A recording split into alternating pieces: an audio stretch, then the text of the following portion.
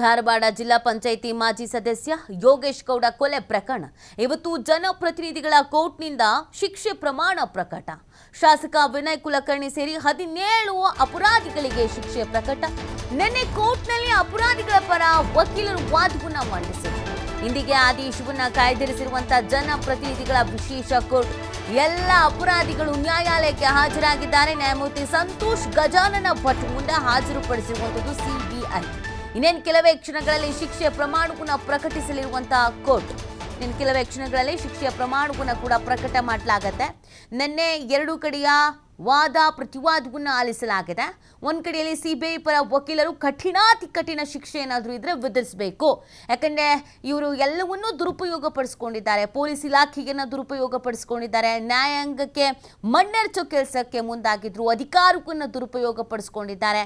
ಇಂಥ ಪ್ರಕರಣ ಇನ್ಯಾವತ್ತೂ ಇನ್ನು ಮೇಲೆ ನಡಿಬಾರ್ದು ಅಂತ ಹೇಳಿದ್ರೆ ಕಠಿಣಾತಿ ಕಠಿಣ ಶಿಕ್ಷೆಯನ್ನು ವಿಧಿಸಬೇಕು ಅಂತ ಸಿಬಿಐ ಪರ ವಕೀಲರು ವಾದವನ್ನು ಮಂಡಿಸಿರೋದು.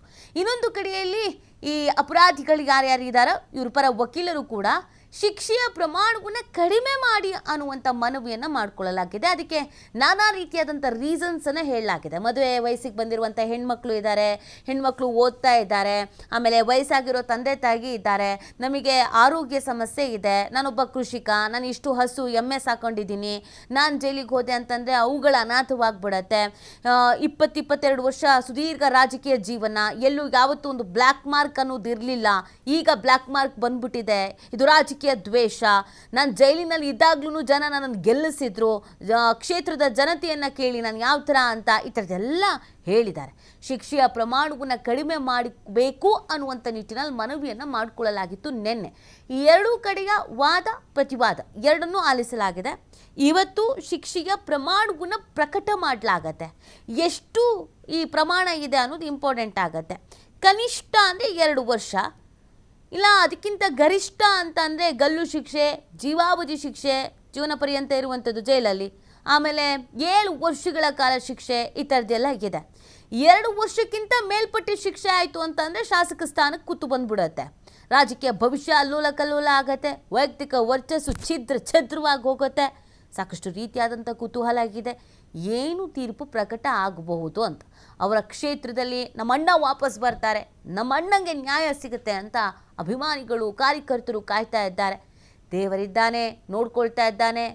ತನ್ನ ತಮ್ಮ ಅಥವಾ ತನ್ನ ಮಗ ಮೃತ ಯೋಗೇಶ್ ಅವರ ಆತ್ಮಕ್ಕೆ ಶಾಂತಿ ಸಿಕ್ತು ಅಂತ ಮೃತ ಯೋಗೇಶ್ ಅವರ ಸಹೋದರರು ಕುಟುಂಬಸ್ಥರು ಹೇಳ್ತಾ ಇದ್ದಾರೆ. ಹಾಗಾಗಿ ಇವತ್ತಿನ ತೀರ್ಪು ಬಹಳ ಮಹತ್ವವನ್ನು ಪಡ್ಕೊಳ್ತಾ ಇದೆ. ಒಬ್ಬ ಜನಪ್ರತಿನಿಧಿ ಆದವನು ಹೇಗಿರಬೇಕು ಸಮಾಜದಲ್ಲಿ ಅನ್ನೋದನ್ನು ತೋರಿಸುತ್ತೆ.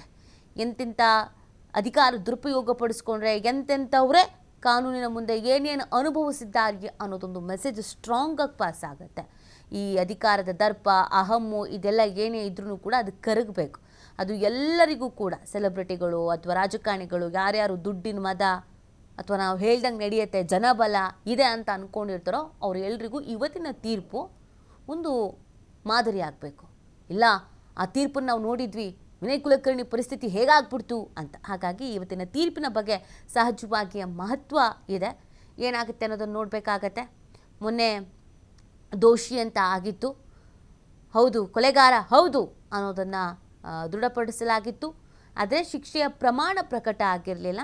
ನಿನ್ನೆ ಇದಕ್ಕೆ ಸಂಬಂಧಪಟ್ಟಂತೆ ವಾದ ಪ್ರತಿವಾದವನ್ನು ಆಲಿಸಿ ಆಗಿದೆ. ಇವತ್ತು ಏನಾಗುತ್ತೆ, ಶಿಕ್ಷೆಯ ಪ್ರಮಾಣ ಏನಾಗುತ್ತೆ ಅನ್ನೋದನ್ನು ನೋಡಬೇಕಾಗತ್ತೆ. ನ್ಯಾಯಮೂರ್ತಿ ಸಂತೋಷ್ ಗಜಾನನ ಭಟ್ ಮುಂದೆ ಹಾಜರುಪಡಿಸಿರುವಂಥದ್ದು ಸಿಬಿಐ. ಕೆಲವೇ ಕ್ಷಣಗಳಲ್ಲಿ ಶಿಕ್ಷೆ ಪ್ರಮಾಣವನ್ನು ಪ್ರಕಟಿಸಲಿದೆ ಕೋರ್ಟ್ ಅನ್ನೋದ್ರ ಬಗ್ಗೆ ಮಾಹಿತಿ ಸಿಗ್ತಾ ಇದೆ. ಮೊನ್ನೆ ಎಲ್ಲ ಇವರ ಕುಟುಂಬಸ್ಥರು ಕೋರ್ಟ್ನ ಮುಂದೆ ಕಂಗಾಲಾಗಿದ್ದರು, ಕಣ್ಣೀರು ಹಾಕ್ತಾ ಇದ್ರು. ಕುಟುಂಬಸ್ಥರುಗಳು ಬೇಸರವನ್ನು ವ್ಯಕ್ತಪಡಿಸ್ತಾ ಇದ್ರು. ಹೆಚ್ಚಿನ ಭದ್ರತೆಯನ್ನು ಕೈಗೊಳ್ಳಲಾಗಿದೆ. ಹೆಚ್ಚಿನ ಸಂಖ್ಯೆಯಲ್ಲಿ ಜನ ಸೇರಬಹುದು, ಕಾರ್ಯಕರ್ತರು ಸೇರಬಹುದು. ಯಾವುದೇ ರೀತಿಯಾದಂಥ ಅಹಿತಕರ ಘಟನೆಗಳು ನಡೆಯಬಾರ್ದು ಅನ್ನುವಂಥ ನಿಟ್ಟಿನಲ್ಲಿ ಹೆಚ್ಚಿನ ಬಂದೋಬಸ್ತನ್ನು ಕೂಡ ಮಾಡಲಾಗಿದೆ. ಇಲ್ಲಿ ಯಾವುದೇ ಕಾರಣಕ್ಕೂ ಯಾವುದೇ ರೀತಿಯಾದಂಥ ಅಹಿತಕರ ಘಟನೆಗಳು ನಡೀಬಾರ್ದು ಅನ್ನುವಂಥ ನಿಟ್ಟಿನಲ್ಲಿ ಈಗಾಗಲೇ ಎಲ್ಲ ಅಪರಾಧಿಗಳನ್ನು ಕರ್ಕೊಂಡು ಬರಲಾಗಿದೆ. ನೀವು ಗಮನಿಸ್ತಾ ಇದ್ದೀರಿ, ಎಲ್ಲ ಇಳಿತಾ ಇರೋದನ್ನು ನೋಡ್ತಾ ಇರ್ಬೋದು. ಇವತ್ತು ಎಲ್ರಿಗೂ ಇರುವಂಥ ಕುತೂಹಲ ಅಥವಾ ಎಲ್ಲರ ಚಿತ್ತ ಇರೋದು ಕೋರ್ಟ್ನತ್ತವೆ ತೀರ್ಪು ಹೇಗೆ ಬರುತ್ತೆ, ಎಷ್ಟು ಪ್ರಮಾಣದ ತೀರ್ಪನ್ನು ನೀಡಲಾಗತ್ತೆ, ಎಲ್ಲರಿಗೂ ಒಂದೇ ಥರದ ಯಾಕಂದರೆ ಇಲ್ಲಿ A17ವರೆಗೂ ಇದ್ದಾರೆ, A1 A17ವರೆಗೂ. ಹಾಗಾಗಿ ಶಿಕ್ಷೆಯ ಪ್ರಮಾಣಗಳು ಹೇಗಿರುತ್ತೆ ಅನ್ನೋದು ಇಂಪಾರ್ಟೆಂಟ್ ಆಗುತ್ತೆ. ಒಬ್ಬ ಜನಪ್ರತಿನಿಧಿ ಈ ಪ್ರಕರಣದಲ್ಲಿ ಲಾಕ್ ಆಗಿರೋದ್ರಿಂದ, ಈ ಪ್ರಕರಣದ ಹೈಲೈಟ್ ಒಬ್ಬ ಜನಪ್ರತಿನಿಧಿ ಇರೋದ್ರಿಂದ ಇದು ಕೇವಲ ರಾಜ್ಯದಾದ್ಯಂತ ಅಲ್ಲ, ದೇಶದಾದ್ಯಂತ ಸಂಚಲನಕ್ಕೂ ಕೂಡ ಕಾರಣವಾಗ್ತಾ ಇದೆ. ಜೊತೆಗೆ ಅವರ ವೈಯಕ್ತಿಕ ವರ್ಚಸ್ಸು, ರಾಜಕೀಯ ಭವಿಷ್ಯ, ರಾಜಕೀಯ ಪಕ್ಷದ ವರ್ಚಸ್ಸು ಎಲ್ಲವೂ ಕೂಡ ತಳ್ಕಾಕೊಂಡು ಬಿಟ್ಟಿದೆ ಈ ಪ್ರಕರಣದಲ್ಲಿ. ಹಾಗಾಗಿ ಎಲ್ಲರ ಚಿತ್ತವೂ ಕೂಡ ಇದೀಗ ಕೋರ್ಟ್ ಹಾಲ್ನತ್ತ ನೆಟ್ಟಿರೋದು. ಯಾವ ಥರದ ತೀರ್ಪು ಪ್ರಕಟ ಆಗಬಹುದು ಅನ್ನೋದನ್ನು ಗಮನಿಸೋದಕ್ಕೆ ಅಂತ ಮಾಹಿತಿ ನೀಡ್ತಾರೆ ನಮ್ಮ ಪ್ರತಿನಿಧಿ ಕೃಷ್ಣ. ಇವತ್ತು ತೀರ್ಪು ಪ್ರಕಟ ಆಗತ್ತೆ, ಶಿಕ್ಷೆಯ ಪ್ರಮಾಣ ಸದ್ಯ ಕೋರ್ಟ್ಗೆಲ್ಲ ಆಗಮಿಸಿದ್ದಾರಾ? ಎಷ್ಟೊತ್ತು ಆಗಬಹುದು? ಬಿಜೆಪಿ ಮುಖಂಡ ಯೋಗೇಶ್ ಗೌಡ ಕೊಲೆ ಪ್ರಕರಣಕ್ಕೆ ಸಂಬಂಧಪಟ್ಟಂತೆ ಈಗಾಗಲೇ ಜನಪ್ರತಿನಿಧಿಗಳ ಕೋರ್ಟ್ ಕೂಡ ತೀರ್ಪನ್ನ ಕೂಡ ಕೊಡಲಾಗಿದೆ, ಶಿಕ್ಷೆಯನ್ನು ಕೂಡ ಕೊಡಲಾಗಿದೆ. ಇದಕ್ಕೆ ಸಂಬಂಧಪಟ್ಟಂತೆ ಕಳೆದ 2 ದಿನಗಳ ಹಿಂದೆ ಇವ್ರಿಗೆ ಅಪರಾಧಿಗಳು ಅನ್ನೋದನ್ನ ಜನಪ್ರತಿನಿಧಿಗಳ ಕೋರ್ಟ್ ಕೂಡ ತೀರ್ಪನ್ನ ಪ್ರಕಟ ಮಾಡಿದೆ. ಹೀಗಾಗಿ ನಿನ್ನೆ ವಾದ ವಿವಾದವನ್ನ ಜನಪ್ರತಿನಿಧಿಗಳ ಕೋರ್ಟ್ ಕೂಡ ಆಲಿಸಿದೆ. ಇವತ್ತು ಶಿಕ್ಷೆ ಪ್ರಮಾಣವನ್ನ ಪ್ರಕಟ ಮಾಡಕ್ಕೆ ಜನಪ್ರತಿನಿಧಿಗಳ ಕೋರ್ಟ್ ಕೂಡ ಈಗಾಗಲೇ ತಯಾರಿಯನ್ನು ಕೂಡ ಮಾಡ್ಕೊಂಡಿದೆ. ಇದಕ್ಕೆ ಸಂಬಂಧಪಟ್ಟಂತೆ 17 ಆರೋಪಿಗಳನ್ನ ಈಗಾಗಲೇ ಪೊಲೀಸರು ಕೂಡ ಕೋರ್ಟ್ ಹಾಲಿಗೆ ಕೂಡ ಕಳಿಸ್ಕೊಂಡು ಬರಲಾಗಿದೆ. ನಿನ್ನೆ ಕೆಲವೇ ಹೊತ್ತಿನಲ್ಲಿ ಮತ್ತೆ ಶಿಕ್ಷೆ ಪ್ರಮಾಣವನ್ನ ಪ್ರಕಟ ಮಾಡಕ್ಕೆ ಜನಪ್ರತಿನಿಧಿಗಳ ಕೋರ್ಟ್ ಕೂಡ ಎಲ್ಲಾ ರೀತಿಯ ತಯಾರಿಯನ್ನು ಕೂಡ ಮಾಡಲಾಗಿದೆ. ಹೀಗಾಗಿ ಒಂದ್ ಕಡೆ ವಿನಯ್ ಕುಲಕರ್ಣಿಗೆ ಯಾವ ರೀತಿಯ ಶಿಕ್ಷೆ ಪ್ರಕಟ ಆಗುತ್ತೆ ಅನ್ನೋದು ಕೂಡ ಸಾಕಷ್ಟು ಕುತೂಹಲದಿಂದ ಕೂಡ ರಾಜ್ಯದ ಜನರು ಕೂಡ ಕಾಯ್ತಾ ಇದ್ದಾರೆ. ಮತ್ತೊಂದು ಕಡೆ ವಿನಯ್ ಕುಲಕರ್ಣಿ ಕುಟುಂಬಸ್ಥರು ಕೂಡ ಕಾತುರದಿಂದ ಕೂಡ ಕಾಯ್ತಾ ಇದ್ದಾರೆ. ವಿನಯ್ ಕುಲಕರ್ಣಿಗೆ ಯಾವ ರೀತಿಯ ಶಿಕ್ಷೆಯನ್ನ ಜನಪ್ರತಿನಿಧಿಗಳು ಕೋರ್ಟ್ ಪ್ರಕಟ ಮಾಡುತ್ತೆ, ಜೀವಾವಧಿ ಶಿಕ್ಷೆಯೇನೋ ಅಥವಾ ಬೇರೆ ಏನಾದ್ರೂ ಕಠಿಣ ಶಿಕ್ಷೆಯನ್ನ ಕೊಡುವಂತ ಪ್ರಯತ್ನವನ್ನ ಜನಪ್ರತಿನಿಧಿಗಳ ಕೋರ್ಟ್ ಮಾಡುತ್ತೆ ಅಂತ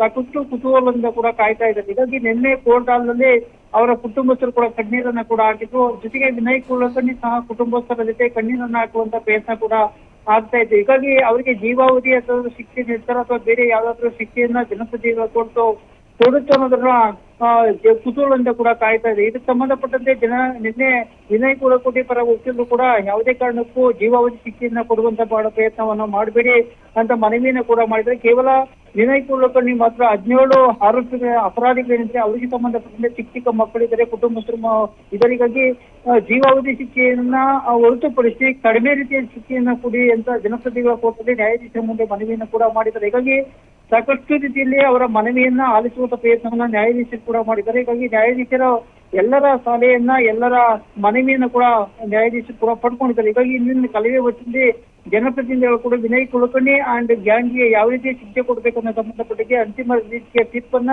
ಇವತ್ತು ಇಂದಿನ ಕೆಲವೇ ಕ್ಷಣಗಳು ಕೂಡ ಪ್ರಕಟ ಮಾಡುವಂತ ಸಾಧ್ಯತೆ ಕೂಡ ಇದೆ. ನಿನ್ನೆ 2 ರಿಂದ 3 ಗಂಟೆಗಳ ಕಾಲ ವಾದ ವಿವಾದವನ್ನು ಆಲಿಸಿರುವಂತಹ ಜನಪ್ರತಿನಿಧಿಗಳ ಕೋರ್ಟ್ ಇನ್ನೇನು ಶಿಕ್ಷೆ ಪ್ರಮಾಣವನ್ನ ಇನ್ನೇನು ಕೆಲವೇ ಹೊತ್ತಿನಲ್ಲಿ ಕೂಡ ಘೋಷಣೆ ಮಾಡುವಂತಹ ಸಾಧ್ಯತೆಗಳು ಸಹ ಇರುವಂತದ್ದು. ಓಕೆ, ಥ್ಯಾಂಕ್ ಯು ಕೃಷ್ಣ ತಮ್ಮೆಲ್ಲ ಡೀಟೇಲ್ಸ್ಗಾಗಿ.